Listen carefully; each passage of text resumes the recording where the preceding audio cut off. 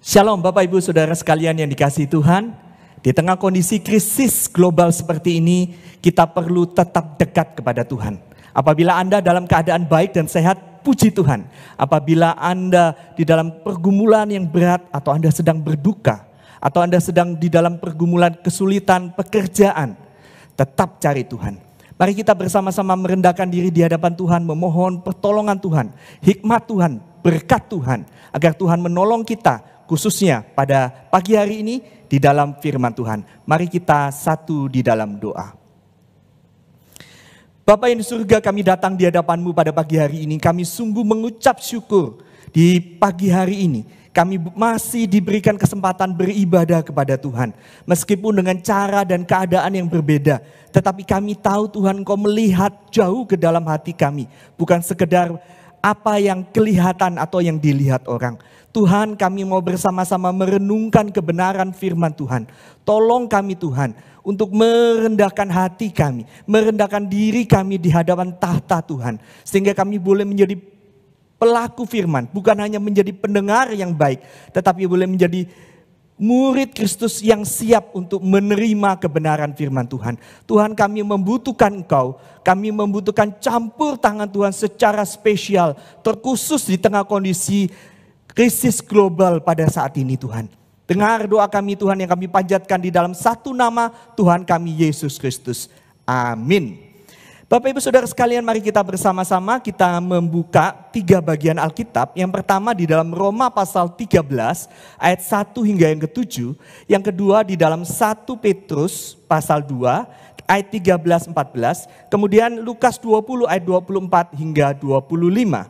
Bapak Ibu bisa menyimak bagian ini, Roma pasal 13, Lukas 20, 1 Petrus pasal yang kedua. Tiap-tiap orang harus takluk kepada pemerintah yang di atasnya. Sebab tidak ada pemerintah yang tidak berasal dari Allah.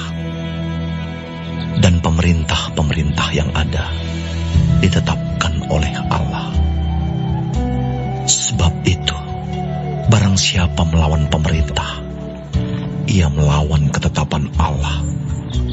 Dan siapa yang melakukannya akan mendatangkan hukuman atas dirinya.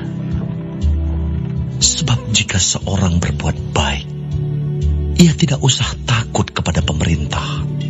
Hanya jika ia berbuat jahat. Maukah kamu hidup tanpa takut terhadap pemerintah? Perbuatlah apa yang baik, dan kamu akan beroleh pujian daripadanya. Karena pemerintah adalah hamba Allah untuk kebaikanmu. Tetapi jika engkau berbuat jahat, takutlah akan dia. Karena tidak percuma pemerintah menyandang pedang. Pemerintah adalah hamba Allah untuk membalaskan murka Allah atas mereka yang berbuat jahat. Sebab itu, perlu kita menaklukkan diri, bukan saja oleh karena kemurkaan Allah, tetapi juga oleh karena suara hati kita. Itulah juga sebabnya, maka kamu membayar pajak. Karena mereka yang mengurus hal itu adalah pelayan-pelayan Allah. Bayarlah kepada semua orang apa yang harus kamu bayar. Pajak kepada orang yang berhak menerima pajak. Cukai kepada orang yang berhak menerima cukai. Rasa takut kepada orang yang berhak menerima rasa takut. Dan hormat kepada orang yang berhak menerima hormat. Tunjukkanlah kepadaku suatu dinar. Gambar dan tulisan siapakah ada padanya? Jawab mereka, gambar dan tulisan kaisar. Lalu kata Yesus kepada mereka, Kalau begitu, berikanlah kepada kaisar apa yang wajib kamu berikan kepada kaisar, dan kepada Allah apa yang wajib kamu berikan kepada Allah. Tunduklah karena Allah kepada semua lembaga manusia, baik kepada raja sebagai pemegang kekuasaan yang tertinggi, maupun kepada wali-wali yang diutusnya, untuk menghukum orang-orang yang berbuat jahat dan menghormati orang-orang yang berbuat baik. Sebab inilah Berbahagialah orang yang membaca, mendengar, dan melakukan firman Tuhan di dalam kehidupan setiap hari. Bisnis hancur karena hal ini. Ada sebuah cerita tentang seorang pemuda, dia tadinya pilot dan kemudian dia kehilangan pekerjaan. Dan dia berpikir, apa yang harus saya lakukan? Saya punya kemampuan apa? Dan dia berjualan ikan. Dia melihat, di sana ada pasar. Orang-orang melalui jalanan ini dan dia pikir saya akan berjualan di spot ini. Dan kemudian dia menata jualannya dan dia membuat dengan satu tulisan yang besar. Hari ini di sini dijual ikan segar. Kemudian dia duduk menantikan pembeli datang. Dan tidak berapa lama pagi itu matahari mulai terbit dan orang mulai berdatangan. Dan kemudian ada orang yang datang, loh kenapa kau tulis hari ini? Kan memang hari ini, masa besok, masa kemarin. Tidak perlu tulis hari ini. Iya Di. Kemudian dia menghapusnya semua dan dia tulis di sini jual ikan segar. Kemudian dia nunggu lagi, duduk lagi dan kemudian orang berlalu lalang dan ada orang lewat dan mengatakan, kenapa kau tulis di sini? Pasti di sini, bukan di sono, bukan di tempat lain. Cukup jual ikan segar. Iya Di, dihapus. Dan kemudian dia tulis jual ikan segar dan dia menunggu duduk. Orang mulai berdatangan dan kemudian ada yang kemudian lalu dan kemudian berkomentar, "Hei, kenapa kau katakan jual ikan segar? Memangnya kau jual ikan busuk? Pasti ikanmu segar toh?" Iya Di. Kemudian dia hapus kata segar itu, tinggal jual ikan. Kemudian dia duduk menantikan dan orang berlalu lalang, ada lagi yang kritik lagi. Kenapa kau tulis jual? Pasti kau jual ikan, masa kau kasih ikan gratis kan tidak mungkin. Iya Di, dihapus lagi dia tulis ikan. Kemudian orang mulai lalu lalang lewat dan mengatakan, aneh orang ini, pasti itu nasa ikan, masa kepiting, lihat kok itu bukan kepiting. Toh. Iya, kemudian dia hapus dan dia duduk. Dan makin siang, jualanannya semakin sepi, semakin tidak menarik dan akhirnya orang-orang di pasar mulai pada berpulangan, orang-orang pada pulang dan dia bisnisnya hancur. Bapak Ibu, pemuda ini bisnisnya hancur karena dia bertindak reaktif. Mendengar kritik dan saran tanpa dicerna dan dipilah-pilah. Bukankah hidup ini seperti itu? Banyak orang ingin menjalankan hidup yang berhasil, dia perlu mencerna dan memilah. Terkhusus ketika kita mengikut Tuhan, ingin menjadi pengikut Tuhan yang berhasil, kita perlu mencerna dan memilah bukan saja apa kata orang, apa kata dunia, apa kata diri, tetapi kita perlu mempertimbangkan dan menaruh prioritas apa kata firman Tuhan.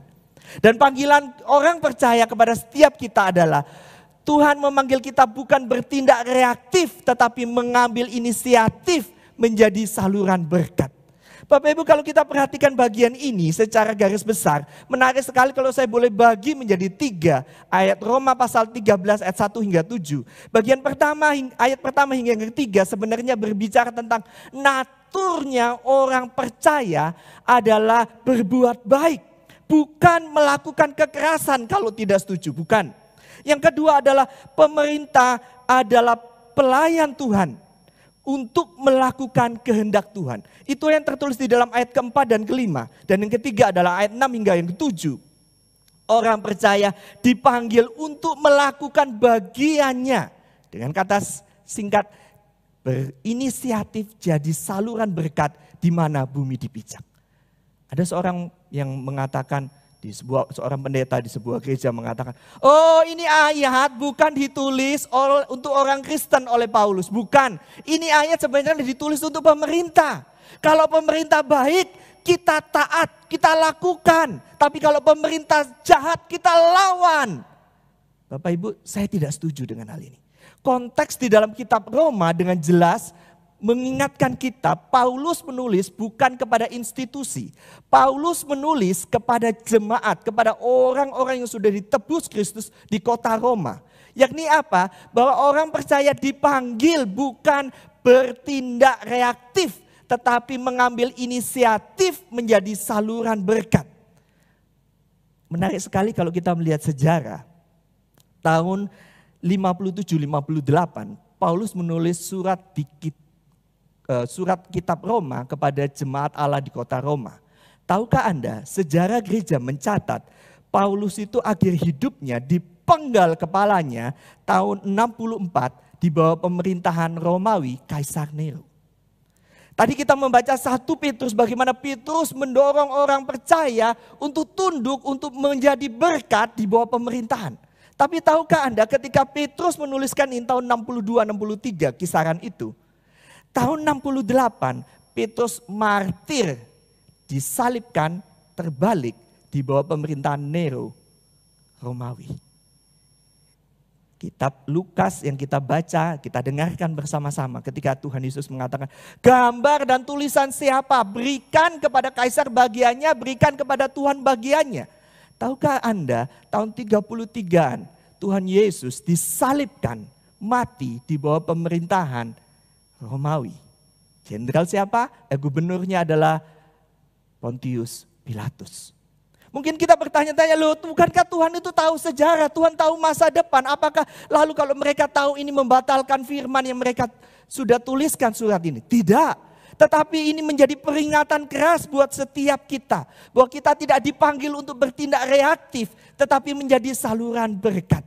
Mungkin kita bertanya-tanya dan berpikir, kenapa ya Yesus tidak panggil 12 malaikatnya untuk membasmi, membantai Pontius Pilatus dan tentaranya, membunuh akan penjahat besar, kepala imam dan antek-anteknya. Kenapa Petrus, yang orang Katolik mengatakan sebagai paus pertama, rasul yang memiliki jemaat puluhan ribu di Yerusalem, di kota-kota kecil di Asia, kan dia bisa gerakan mereka untuk demo bahkan anarki. Tapi Petrus tidak lakukan itu. Bagaimana dengan Rasul Paulus? Bukankah kita mungkin bertanya, Paulus kan, wah kalau pemerintahan baik, oke, pemerintahan jahat kita lawan. Paulus bisa saja dia mempergunakan pengaruhnya terhadap jemaat di Asia, apalagi dia punya banyak pengikut, orang-orang yang percaya Yesus atas pelayanannya di istana. Dia bisa menggerakkan untuk membunuh Nero, menggulingkan pemerintahan. Tapi mereka semua tidak lakukan ini. Kenapa? Jawabannya adalah karena bukan itu panggilannya. Jawabannya apa? Karena mereka dipanggil bukan untuk bertindak reaktif, apalagi melakukan kekerasan. Mereka dipanggil untuk melakukan jadi berkat, menggenapi rencana Allah di dalam hidupnya. Bapak Ibu, kita sudah ke Roma. Bagaimana dengan Indonesia? Mari kita ke Indonesia. Kita Indonesia merah putih sama. Ini rumah kita bikin nyaman saja. Di tangan saya ada uang Rp20.000. Anda kalau ada di dompet Anda tidak usah buka, tidak usah lihat, cukup lihat dari layar ini. Anda tebak gambar siapakah ini? Di dalam sejarah khususnya uang yang baru, berapa tahun ini kita ada uang atau uang baru, 4 pahlawan Republik Indonesia yang mengisi kemerdekaan adalah pengikut Kristus. Ada yang mau tebak siapa? Silakan tulis di YouTube. Biasanya saya melihat di YouTube, selamat pagi, selamat pagi, selamat. Silakan tulis, ini siapa? Apakah ini Pak Riko? Apakah ini Li Muse atau siapa? Silakan tulis. Dan 4 pahlawan ini mereka berjasa besar, bukan hanya menjadi pengikut Yesus tapi mengisi kemerdekaan. Benar. Yang ada di dalam gambar ini adalah Sam Ratulangi. Beliau adalah panitia, salah satu panitia persiapan kemerdekaan Republik Indonesia. Beliau berjuang bersama orang-orang Manado melawan pembodohan daripada kolonialisme Belanda. Di gambar yang lain kita bisa melihat Frans Kasiepo. Bagaimana mereka bersama dengan orang-orang Biak, yakni Frans Kasiepo, beliau dan orang-orang Biak melawan penjajahan Belanda dan menjadi gubernur Irian pertama. Di dalam koin 500, koin 100 kita melihat gambar yang sering kali kita lewatkan. Yang menarik adalah ada tulisan dan gambar TB Simatupang. Beliau adalah Letnan Jenderal, sepeninggal daripada Jenderal Sudirman menjadi ditunjuk Presiden Soekarno menjadi Kepala Staf Angkatan Republik Indonesia Serikat. Dan ini gambar di bawah kalau Anda perhatikan, itu bukan sembarangan orang, walaupun cuma Rp100, tapi di bawah punya jasa yang besar. Siapa? Seorang ilmuwan, seorang doktor, seorang profesor, seorang yang pernah menjadi rektor, pernah menjadi menteri pekerja umum, mengisi banyak di dalam kemajuan Indonesia yang kita hidupi saat ini. Siapakah beliau? Benar sekali, beliau adalah Bapak Herman Yohanes. Apakah cuman ini? Banyak. Di dalam sejarah kemerdekaan ada begitu banyak nama-nama pengikut Yesus. Yohanes Leimena, Alexander Yakopati, Yohanes Latuk Harhari, Todung Sultan Gunung Mulia, Amir Syarifuddin, Sam Ratulangi, TB Simatupang, Frans dan Alex Mendur, Yahya Daniel, Dharma, Walter Monginsidi, Pierre Tandean, Maria Walanda Maris, Agustinus Adi Sucipto, Yos Sudarso. Begitu banyak nama-nama bertebaran yang mungkin tidak sempat dicatat. Tetapi mereka punya peran besar. Apa? Bukan sekedar menjadi orang Indonesia, tetapi mengisi menjadi berkat di bumi Indonesia. Hari ini dimanapun Anda berada, setiap kita punya peran menjadi berkat di mana bumi kita pijak. Jadi berkat dengan cara apa? Kalau Paulus mengatakan dengan sederhana membayar pajak, menghormati orang yang wajib untuk yang memang seharusnya dihormati. Mungkin kalau zaman sekarang kita pakai masker, kita mengikuti protokol kesehatan, bukan hanya membayar pajak, kita berambil bagian. Hal yang kadang simple. Mungkin tidak semua kita melakukan hal-hal yang besar seperti beliau-beliau pahlawan negara ini. Tetapi hal-hal kecil yang kita bisa lakukan, tidak membuang sampah pada tempatnya, menjadi saluran berkat, menjadi teladan yang baik. Dan ada kalanya ketika kita melakukan yang benar, yang baik itu, orang tidak suka. Orang mencibir, orang menghina, orang mengejek. Tetapi kuatkanlah, teguhkanlah hatimu. Tuhan melihat. Tuhan melihat. Dan Tuhan punya rencana agar kita menjadi saluran berkat. Ukirlah keberhasilan di dalam kekekalan. Apakah Anda seorang guru? Kerjakan dengan penuh dedikasi, dengan kecintaan kepada orang murid-murid yang Anda layani. Dengan satu harapan suatu saat mereka akan berhasil hidupnya dan nama Tuhan dipermuliakan. Mungkin di antara mereka ada yang jadi presiden. Mungkin di antara mereka nanti yang jadi pedagang yang sukses dan banyak hal. Jikalau Anda adalah terlibat di dalam militer atau kepolisian, lakukan dengan sungguh-sungguh, bukan karena mendapatkan uang, bukan karena mendapatkan sesuatu baru lakukan, tetapi kerjakan dan tidak minta suap, tetapi lebih daripada itu mengerjakan dengan lurus, dengan benar. Dan ada kalanya seperti beliau, ada Pierre Tandean, ada Yos Sudarso, mereka harus gugur karena melakukan bagiannya menjadi berkat di bumi Indonesia. Bapak Ibu, mungkin Anda bertanya, saya tidak ada di Indonesia, saya orang Indonesia, saya lahir di Indonesia, apa yang saya lakukan? Anda bisa menjadi saluran berkat di mana Tuhan titipkan. Bapak Ibu, membawa nama harum Indonesia di Jepang. Itulah pengalaman yang kami beberapa tahun yang lalu ketika tinggal di Jepang, kami tinggal di kampus, wilayah kampus dormitory kampus Shimane. Dan setiap tahun di tempat itu diadakan besar dan masing-masing negara diberi kesempatan untuk mempromosikan makanan khasnya, kulinernya. Dan kami cuma 4 orang dan kami kemudian membuat apa ya kira-kira, nasi kuning. Anda bisa bayangkan ada satu stand Indonesia, kemudian ada Mongolia, Bangladesh, China, ada macam-macam. Dan ini dibuka untuk satu kota, orang-orang berdatangan. Saya ingat waktu itu dengan bahasa Jepang yang sangat terbatas saya mengatakan, Irasemase, irasemase, hai doso, kiro gohan, hai, irasemase. Dan Bapak Ibu tahu nggak apa yang terjadi? Nasi kuning kami habis ludes, laris manis. Kami bukan hanya menyajikan makanan yang lezat, tetapi dengan harga yang pantas. Ada hal yang menarik, ada sebuah kejadian. Seorang ibu kemudian datang, orang Jepang asli, penduduk kota di sana, asli orang sana. Mengatakan demikian, kurang lebih bahasanya seperti ini. Dia mengatakan, saya sudah mendengar Indonesia dan saya punya kesan yang baik. Saya ingin membeli ini dan saya ingin makan dengan tulus dan ucapan syukur. Waktu saya dengar itu, hati saya kayak madek gitu ya. Wow, hari itu nama Indonesia harum di kota kecil di mana kami tinggal. Hari ini dimanapun Anda tinggal, bumi di mana kita pijak, Tuhan punya panggilan kepada setiap kita. Bukan bertindak reaktif. Kalau pemerintahnya baik, saya berbuat baik. Kalau pemerintahnya jahat, saya lawan, saya bertindak kekerasan. Bukan reaktif. Itu sebabnya ada orang-orang, kenapa sih kalau orang Kristen misalnya gambar Yesus diejek dan sebagainya. Kita tidak reaktif, kita tidak kemudian perang dan sebagainya. Kenapa? Karena memang bukan itu panggilan kita bertindak reaktif. Tetapi mengambil inisiatif jadi saluran berkat. Dan ada kalanya kita dipanggil untuk melakukan hal yang sepele.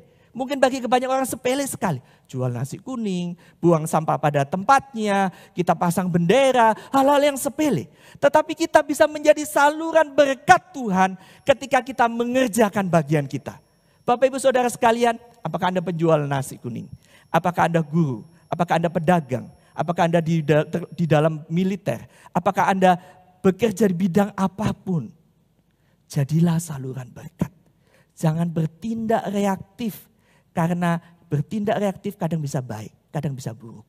Alkitab mengajar kita, Tuhan melihat dan Tuhan memanggil kita. Jadilah saluran berkat. Dan biarlah Tuhan dipermuliakan dan kita mengukir keberhasilan. Kiranya Tuhan memberkati setiap kita. Mari kita berdoa. Kami datang di hadapan-Mu Tuhan pada pagi hari ini. Dan esok ketika kami menyambut hari kemerdekaan Indonesia yang ke-75. Tuhan, kami tahu kalau kami masih hidup saat ini, apapun kondisi kami, Tuhan Engkau memanggil kami bukan bertindak reaktif, tetapi mengambil inisiatif jadi saluran berkat. Mungkin di dalamnya kami adalah ibu rumah tangga, mungkin di dalamnya kami umat percaya adalah seorang pekerja, tukang becak, mungkin seorang juru parkir atau militer atau guru atau pedagang. Siapapun kami dipanggil untuk melakukan yang benar, untuk menjadi saluran berkat. Dan kami tahu Tuhan, sebenarnya di sana Tuhan sedang menitipkan banyak berkat kepada kami, melalui kami. Dan Hamba-Mu berdoa untuk setiap umat-Mu yang pada pagi hari ini, ketika akan menyambut kemerdekaan Indonesia, bukan sekedar melewatkan, tetapi kami boleh melihat teladan begitu banyak beliau-beliau yang sudah menyatakan menjadi pahlawan negara, mengisi negara ini, menempati peran mereka. Ada yang guru, ada yang militer, ada yang ilmuwan, siapapun mereka Tuhan. Ketika mereka menempatkan dirinya, memberi peran, kami tahu Tuhan, Engkau tengah memberkati bangsa ini. Kami tahu Tuhan, Engkau tengah memberkati umat-Mu lewatnya. Berkatilah umat-Mu, berkatilah hamba-hamba Tuhan, gereja-Mu dimanapun berada. Di dalam nama Tuhan Yesus, Tuhan dan Juru Selamat kami yang hidup, kami berdoa dan mengucap syukur. Yang percaya katakan, amin.